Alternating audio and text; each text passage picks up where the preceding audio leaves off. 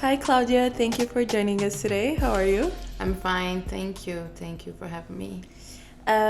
So, when did you realize you wanted to pursue filmmaking? When I was in Kenya and spent there 4 months, and then I was in Cape Town, and I realized how can I build storytelling with social impact? Because the time I was in Kenya, I was studying there social innovation for social impact focused on storytelling. And I realized how can I portray gender and race issues by filming my stuffs.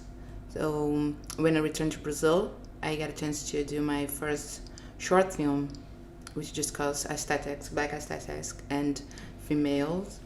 Call it curly hair. Hence, I won a few awards, so I realized this is my jam, Okay. So I started to do it.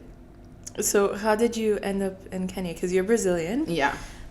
So, how did that decision come up? When was that? Can you explain it a It little was in bit? 2015. I was in an abused relationship, Okay. and was the way I can escape for that. One of friend of mine who I studied before told me about the course happened in Brazil and also in Kenya. So I applied for that and I got the scholarship. Wow. So I went there. Supposed to be like 4 months there. I went there for 5 and then supposed to like back straight to Brazil, but I decided to stay longer because I fell in love. So I've been also in Cape Town for a while. How was the experience to be in Kenya? How did that happen? Okay. So when I told my parents that I was approved for this scholarship, they almost died because of what the hell, where is in Africa? When I went there, my first impression was like, this is fucking huge. This is amazing. Because my experience there was like working and also a start. So I was on the field, work with storytelling, talk to people. So I understood in some ways where my people came from. Yeah. You know what I mean? This was my experience. And I was around plenty of Kenyan and other African people, from instance Ethiopian people, and most of them they asked me not if I'm from Ethiopia, not from Brazil. For me it was like, really? I didn't realize that, So for me it was like, we have, as people from Africa diaspora, you have to honor this in some ways. You have to recognize how powerful it is being in those countries in Africa. You know what I mean? Did you realize that once you arrived there? Yeah. And also because my soundtrack was Emicida. I don't know if you know. No. He's a rapper from Brazil, a black guy. He's amazing. And he released this album after he spent time in a few countries in Africa. So I was listening that songs like plenty of times. And then you understood it better. Yeah, I understood better about it. Do you feel like that trip changed you? Changed everything in my life. After that, everything in my life was like a trampoline for my career. Can you tell us a little bit about your the projects you have been developing throughout the last couple of years? Yeah, I have a show in Brazil with 2 more partners called The Future is Male. The first season we've been in Iceland, Pakistan, Brazil to discuss gender equality and try to tackle this issue. We released this in 2019, and also we shooting another one which was not released yet regarding the government we already have it in Brazil, like Bolsonaro. So it's like a censorship. Okay. In some ways. But also we're supposed to travel to Japan and Rwanda to do the second season. Through the show, we portray the gender and also the race. I interview Angela Davis and other women who discuss and stand for women's rights. So we realize this show could be like a big key for our career. So we decided to create our own production company called Fluxa Filmes, which focus on female narratives. So in July, next week, I will release a new show which discusses COVID-19 and Black women in Brazil. And I directed and wrote this one. And we release on the biggest network in Brazil. So we've been working in this type of projects around race and gender, because in my POV, to discuss multimedia, audiovisual industry, you have to put women first. You know what I mean? Like female narrative. So when we discuss even about football, for instance, we'll discuss through the female narratives, Exactly. you know, even politics, women narratives. So how was the journey to film in these places? Iceland, Pakistan, and Brazil. Brazil. Was tough. Because they're so different. Yeah, and we have a short time to film in everything, like 1 month to film in those countries. 1 month for the 3? Or? Yeah. Wow. And just 1 month for post-production. Mm-hmm. To be honest, we don't know how we won a few awards, international awards, because it was like we did so much. And even the weather, you know, like, first of all, we've been in Brazil, and Brazil is a big country, like a continent. We've been like north, east, and north, and middle, and it was like fucking hot. Yeah. And then we have to go directly straight to Iceland. Freezing. And then Pakistan. And it's supposed to be for me, my POV, my friends was like, okay, they're gonna be nice, but it was not. Yeah. It's like a few cities was hot and another one's like freezing also. So for us was like, we have to tackle this also, and also the fact that we've been in Pakistan, for instance, we've been in the shelters, talked to women was abused, was like heavy conversations, but also was a good experience. And one good thing for me was like I was the only one who had the chance to interview Angela Davis. That's amazing. Yeah, this is amazing. She just like, I just want you to interview me. I was like, yay. But it was our first interview. It's a lot of pressure. Yeah, a lot of pressure, because it was our first interview. It was like me by myself and our filmmaker. Yeah. Because we were like a small crew. Yeah. Like just 4. And at the end of the conversation, I started to cry and say, thank you so much for everything you've been done with us. That's a once in a lifetime chance. Yeah. But so it was like because we started in Brazil, as I said. But then, when I've been in Iceland, me and my partners, we had the chance to interview the first female president, who was democratically voted, elected for this position. She's like on the time 8 years. Yeah. And it was like so wisey, and we cry a lot also. It was like emotionally things, but at the end the result was amazing. We love it. Yeah. Was it as tough as you thought to hear those stories and the heaviness around it, or did a few places surprise you? Yeah and no. Like, I think when I'm being interviewed as a director, I try to not put my feelings. Okay. I try just... But it's hard when these stories... It's hard. Even because maybe something could be a trigger for you. You know what I mean? Mm-hmm. Like, okay, this happened with me too. And maybe you can start to cry But sometimes you have to... It's hard to feel the balance between be it so emotional and be rational, you know? And for us, like social impact, working for film industry and do the impact, is not about only put on a portrait on highlights this type of issues, but also what happened at the end, what happened next. What was the result of it? Yeah. So we try to do this. So for me, it's like, it's hard. but I think it's like something you have inside. It's like a gut. You just follow this. You know what I mean? What are the lessons you learned through the journey of making this series on feminism? I mean, it just started. It's just the beginning of a journey, but from this first season at least. I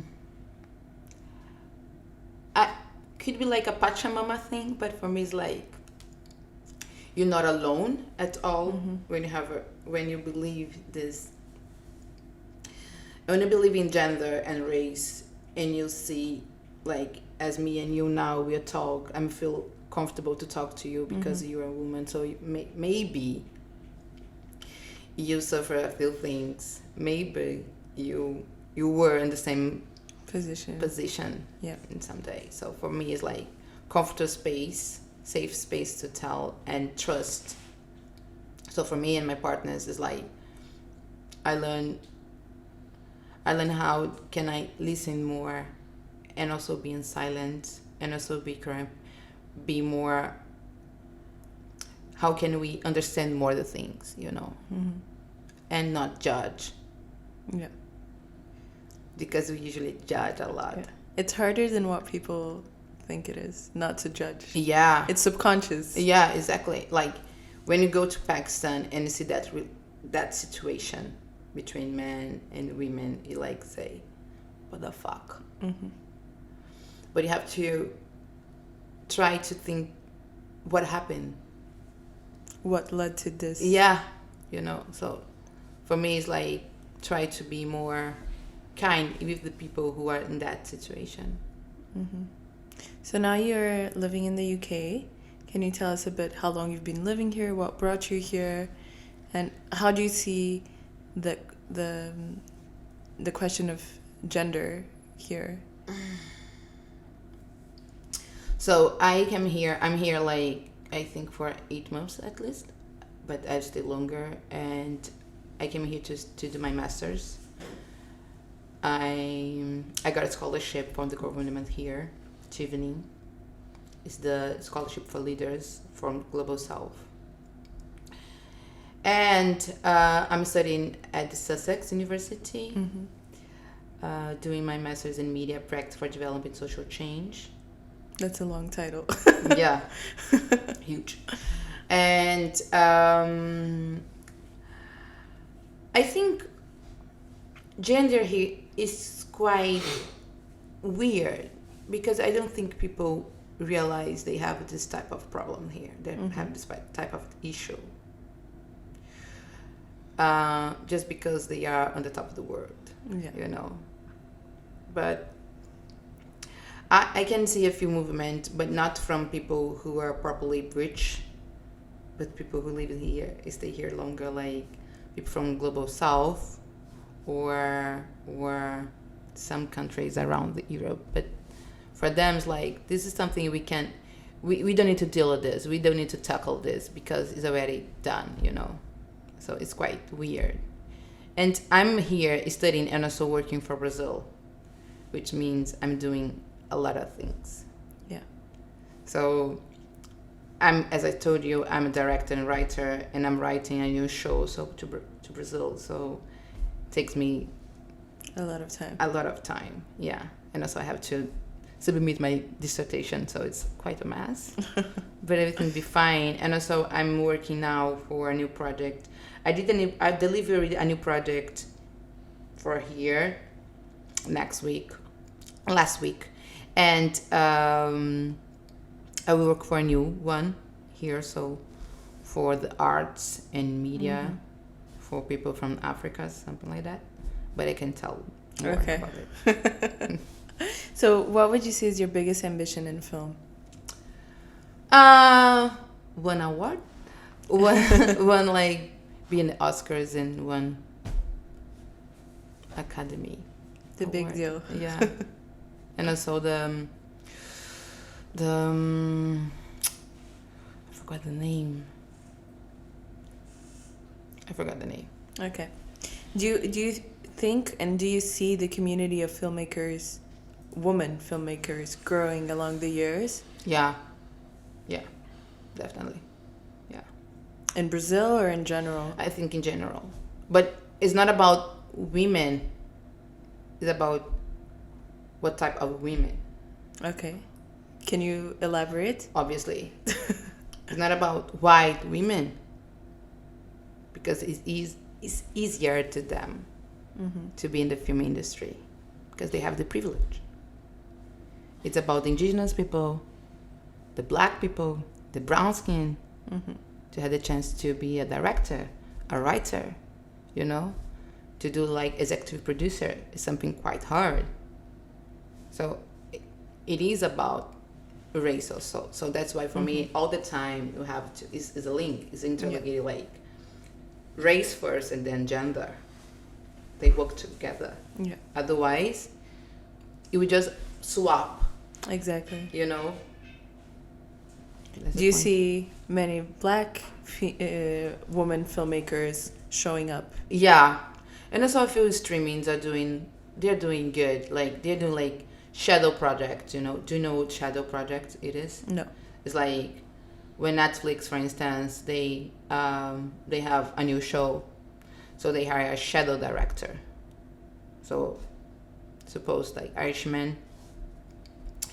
Martin Scorsese was the director, right? Yeah. And he can invite a boy or a girl to be his shadow director. Okay, and then he learns from... Yeah.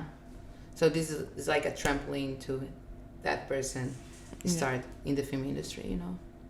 So you feel like there has been a difference along the years? Yeah, it's still hard because most of the people say, I tried to find one, but I didn't find anyone. I don't know where. Can you please help me? Yeah. It's like, honey, come on. Just open your mind.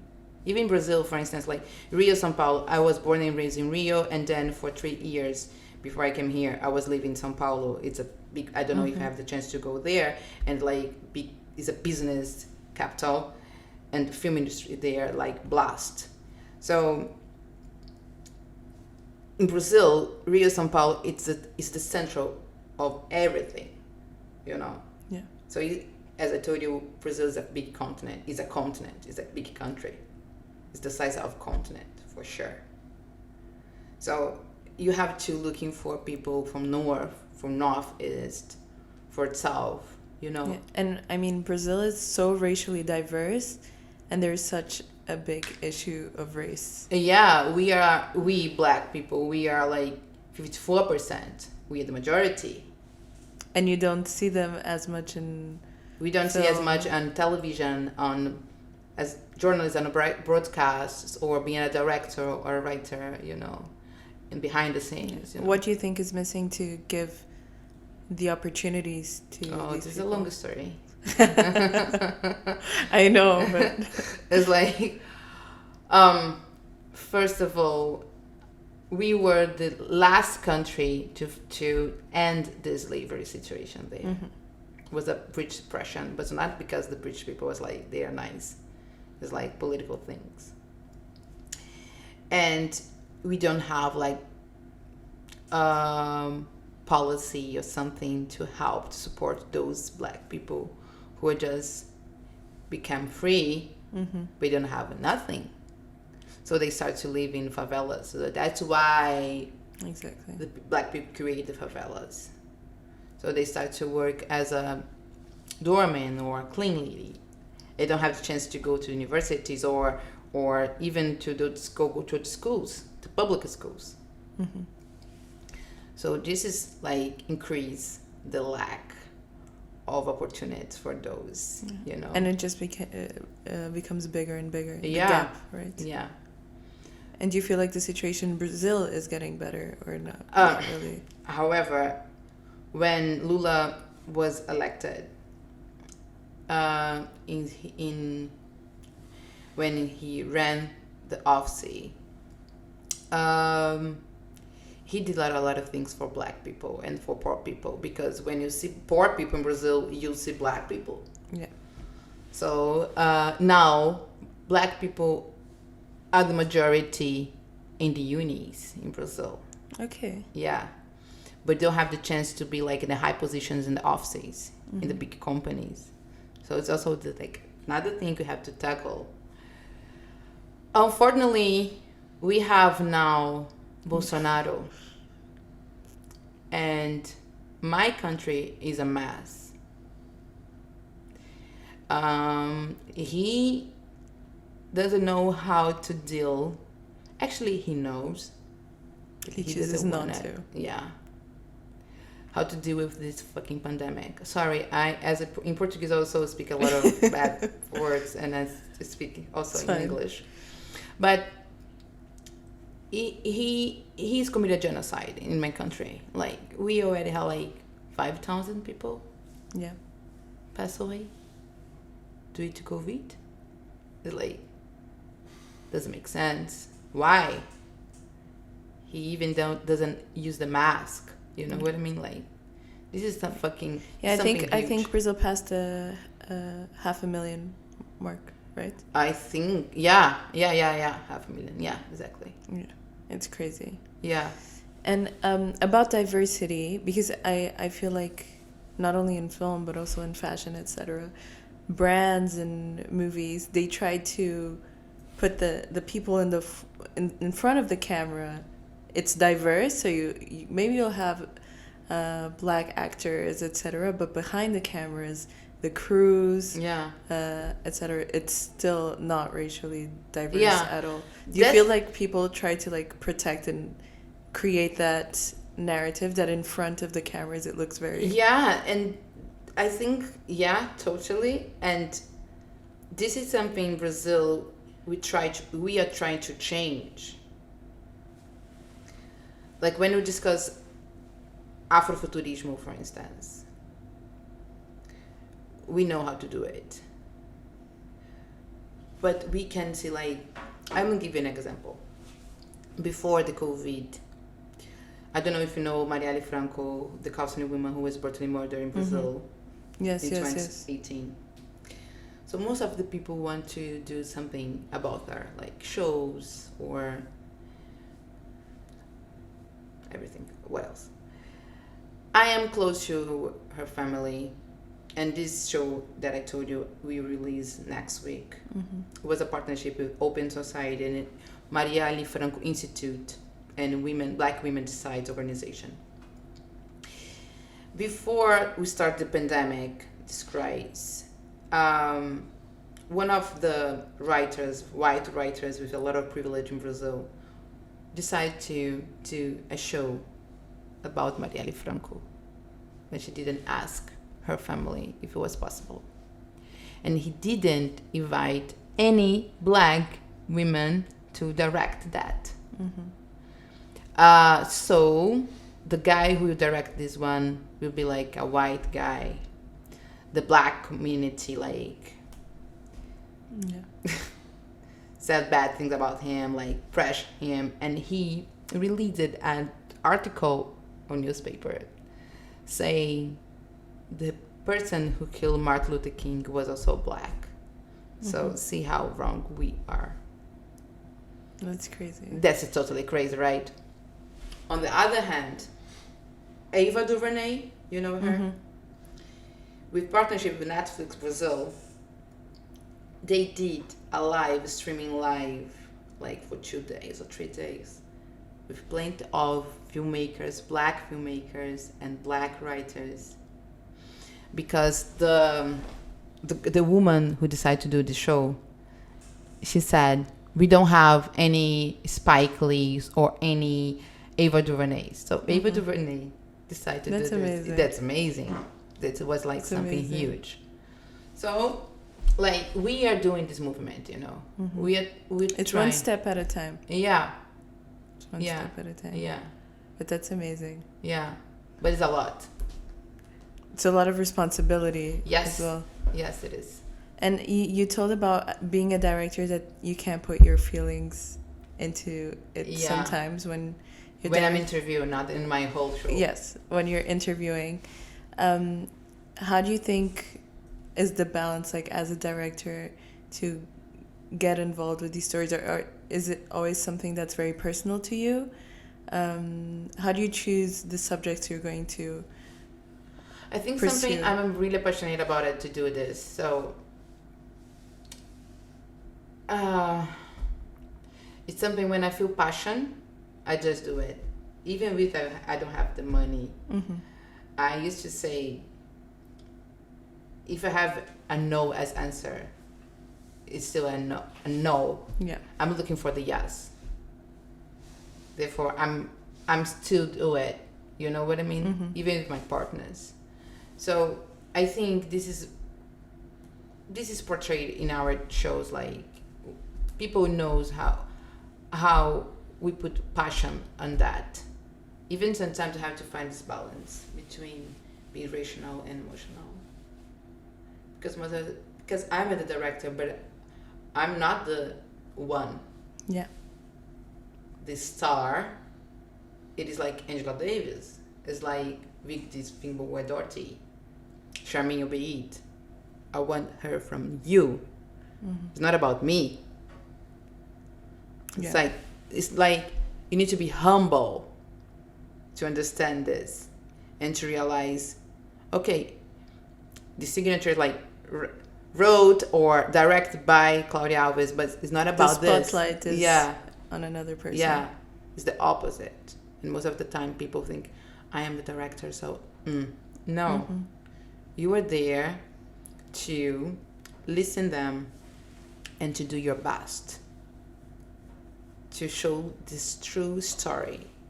You know, this is the thing of storytelling. You know? Yeah. And how is the creative process from having an idea to making it reality? Like, how do you... Regarding the future is female, we are doing a research through the gender gap report. They release every year like this report, Mm-hmm. and realize for 11 years Iceland was the high position. This is the first one, and the last one is EM. For the first season, we decided to go to EM. However, it was like humanitarian crisis, so we've been in the second last one. But we are three, me and my partners, me, Fernanda Prestes, and Bárbara Barcia. Fernanda, she is the girl who seeking for subjects, you know. Mm-hmm. So she all the time come to us and say, let's talk about it. This. For instance, 2018, we've been in Rio, and Marielle Franco already passed away at the time, and it was the year of elections, the year Bolsonaro was elected. And Fernanda told us, we are the majority as women, we are the majority in Brazil, but in the Congress, we are only 10%. Why? Let's talk about it. So she tell us her idea, and you feel like, let's do it. Mm-hmm. So as a team, do you feel like you delegate, like... Yeah, and I think as a team we listen each other very well. Mm-hmm. And we know, like, even me, for instance, I had one idea. This is for my dissertation. Mm-hmm. I'm discussing about Black women through the music industry in Cuba and Brazil. Okay. And because I'm very keen about the Caribbean and the Latin American Afro diaspora. Okay. And I told them, I'm gonna do this as a Bible to sell for streaming. I'm gonna show you the things I'm thinking. And I show them, and they like, this is amazing, let's do it. Yeah. You know? Even this show we released in July was a report. And Fernanda told me, did you read this one? I think you like it. I read this, and then I wrote a pilot, and I showed to the organization, can we do like a show for you? You can look for a financial support, and we also can show this for a broadcast or networking. Yeah. And it was a match, and then we released this one.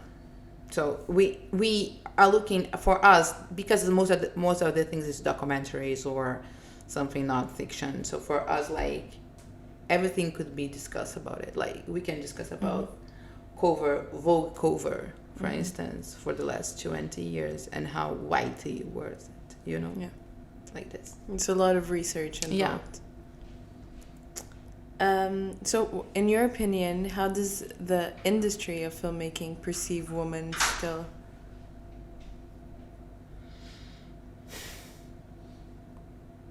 Still a lot of bias. Yeah. I think the problem is I don't know if you know this, if you feel this, but film industry, it's a privileged industry. Even to have these cameras, you have to have money for this one, for this equipment, So, who have this equipment? Yeah.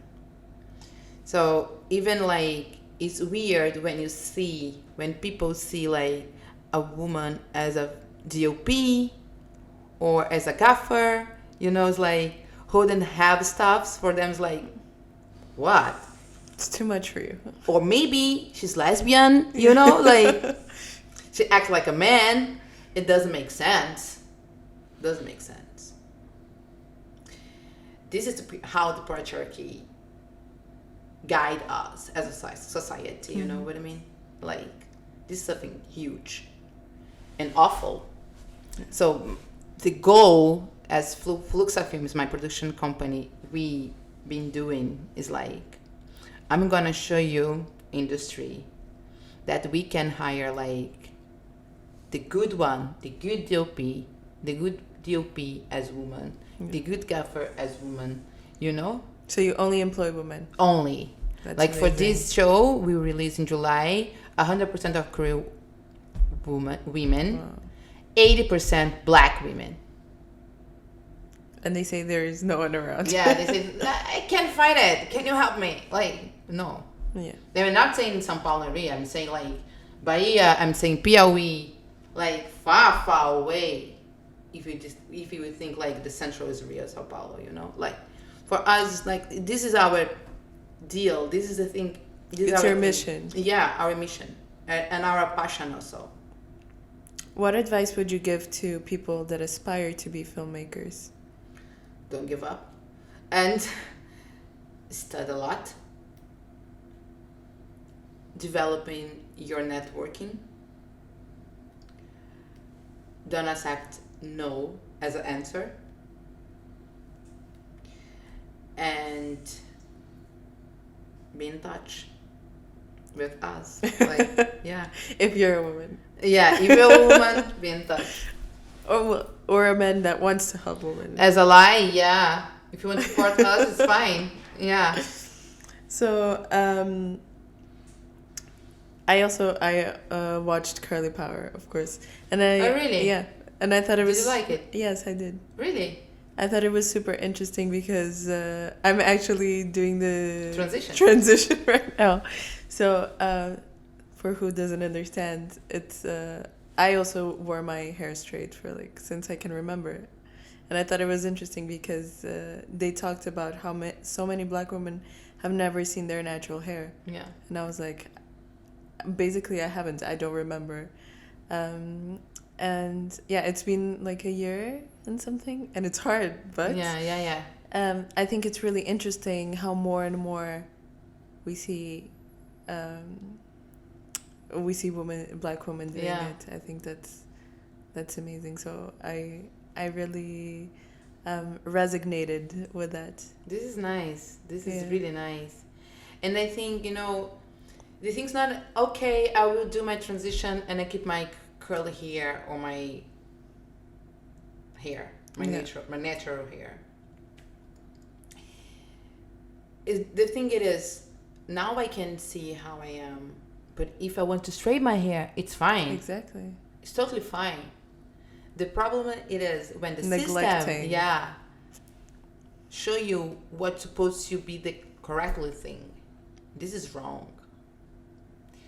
But so that movie inspired me to only hire white people, only hire women. Yeah. I did that with my ex-boyfriend. Remember, I told you I was in an abusive relationship. I direct that with him, and when I returned to Brazil after spending time in East Africa, I realized he tried to erase my name on that movie. Yeah. So we've been selected for a few festivals. All the time was like only his name. And I didn't get it. It was my first film. And it was like, what happened? I directed also. Like the credit was like only his name. So I called Ancine, the national agents for cinema in Brazil. And they asked me if I have the CPB, like the certificate of product, Brazilian product. Okay. And I didn't. So I was seeking for that, and I realized what's my name in there, but he tried to delete my name. It was like a big thing in the cinema, in the industry at that time. A lot of pressure on him, a lot of support from women, from my family, from my best female friends, my best male friend, because I surf a lot. How dare you, you know? And then I met my partners, and we have the same values, so we decided like we need to do something for women who want to be like writer, creative, you know, work for film industry. Do a lot of women come to you? Yeah. And like curly hair for me, was good, was really good, but it so was the worst thing I had to pass through. Yeah. Because of the association with that private part and of it your was life. like even the festivals. I had to call all the festivals to say, I am also the director. Can I go to receive the award? You know what I mean? Yeah. Can I be on the stage? It's like, what the fuck? Doesn't make sense. So this is the past. But also the past, sometimes I have to remind me. I know who I am, and I know what I'm doing. And what purpose and exactly. what you contributed to it. Yeah. This is my gut.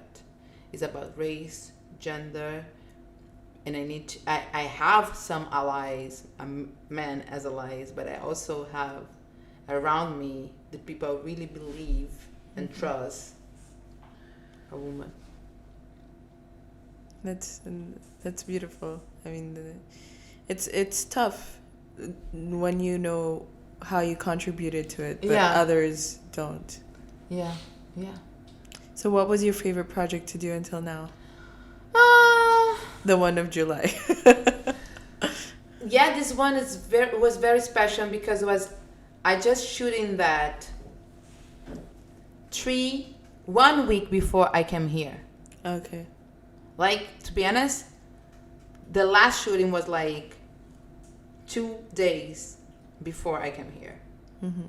And the post-production I did here. So you filmed it in Brazil? Yeah. We've been in 5 cities. Salvador, Piauí, São Paulo, Rio, and Belo Horizonte. And my partners, they were the executive producer, the producer team. And we were like, and it was amazing. It was fantastic. But we have a kind and like we love the Futures Female. Because the Futures Female, it's like your little baby. Yeah, it is our first one. It's our first daughter. So maybe it's not our favorite one, but she's the older one. Yeah. So from that we realize how much we love each other, how much we can trust in each other, you know, and we always say fluxo gigante. Like for us, it's like we will be huge because we trust in each other, and we love to be on set and laugh and also cry together, you know, and sit on the table and like, let's do it, you know. And have you had any rewarding experiences of maybe when you visited these countries and women coming up to you and thanking you for your work, or You know what? When we released the show in Brazil, we thought the audience would be like young people, like feminists, like Gen Z, and plenty of elderly people came with us and say, "Now I got it. I'm a feminist," and I was like, "What? You are 8 years?" And like, yeah, I remember when I was like single mom and I have to take care of my kids and also working out, you know, like, and it was like, this is amazing. This is something fantastic. And also the kids and some teenagers also. We've been in some public schools in Brazil and there's like, this is amazing. Have one male professor. He texts Fernanda because he showed our show on the class for the students. So they realize what is the feminism or the patriarchy, you know. And when we appear, they didn't know we appear like on via Zoom. They was like, okay. "Oh my gosh, I can't believe it!" It was amazing. Yeah. And also a few women in Pakistan text us. This is really good. Like they re-released in 2019, and they still text us. You know, like, I really appreciate this. You inspire me. You inspire us. Like, and that's so important. This is totally important. It's for us. Obviously, our work is good, but this type of feedbacks for us, like, this is amazing. This is thinking. That's why we are doing this. You know, because of those type of people who truly believe the things we are doing is something huge. Even my father. The time I was in Iceland, and when he saw on television when we were talking with the first president, Vigdis, she understood the things I was like question him. She told me, "Now I understood you. Now I know exactly what you were saying." My first reaction was like, "Now, honey." After it's like, a bit late. Yeah. Better but late than no, never. But I love you, Dad. You know, but like, this is important. Yeah. And you do most of your work, or all of your work, is very documentary like. Yeah. Do you feel like you go into fiction, or it's not really your thing? I think sometimes it's my jam, but I think I don't have patience to do fiction. I would love to have fiction on Fluxa films, but not my jam. Like, I have one big friend of mine. She's a director. She's Brazilian. She lives here. She works for Globo. She's amazing. She's fantastic. So all the time I told Mayara, you'll be the director for our fiction project.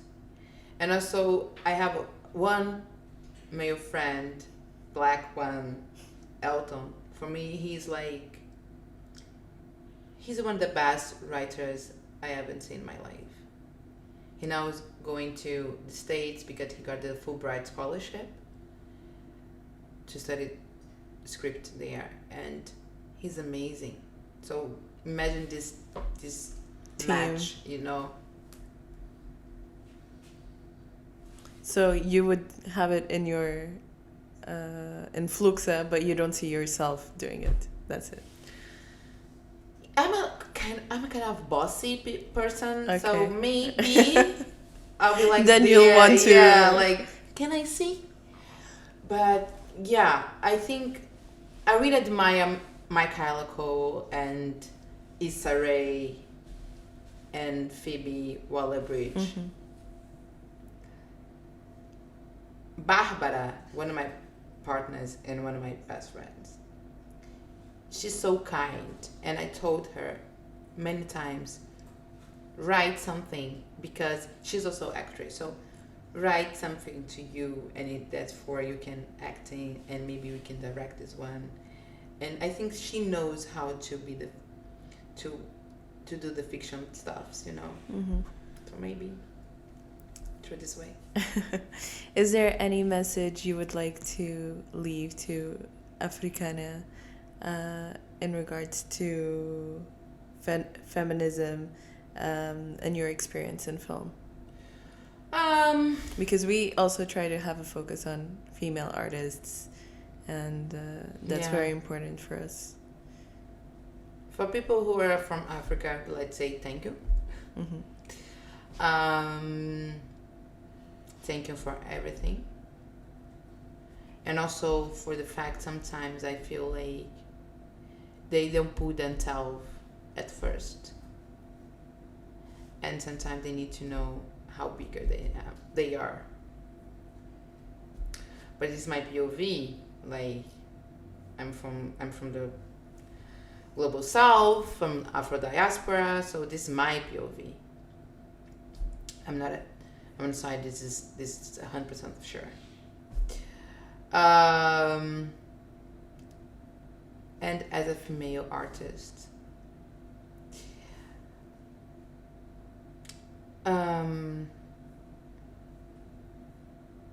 just be passionate about it, what you want to do, you know. This is the most important thing you have in your life. When you wake up and you see you in the mirror and see how strong you are and all the strengths you have and the things you can do with these strengths, just do it. The yes as answer will come. Yeah. Even in small steps. Could be like a Pachamama thing, like horrible thing, but it's not. It's something really huge when you believe in yourself. Because out of the place, out of the door, people will try to choke your voice. People will try to say no to you. But when you know yourself, nothing will let you down. Yeah. You find your partners. You find the people who will be with you your and allies. follow your allies. Nice. So our last question is always, when was the last time you felt truly inspired? Today with you, when I saw you. Yeah. When I saw you, I said, oh my gosh, a black woman. This is amazing. Here, quite nervous, but dealing with this, you know, and doing your best. You did the research. You watch the curly hair. You know the questions. You know how to do it. So this is inspire me to do, because I'm doing the same. Yeah. We are learning together. Like you're half Portuguese and half African, Angola, right? Mm-hmm. I'm a Brazilian, 100% a Brazilian. But in some point we have a connection. Yeah. You know, so this is inspire me.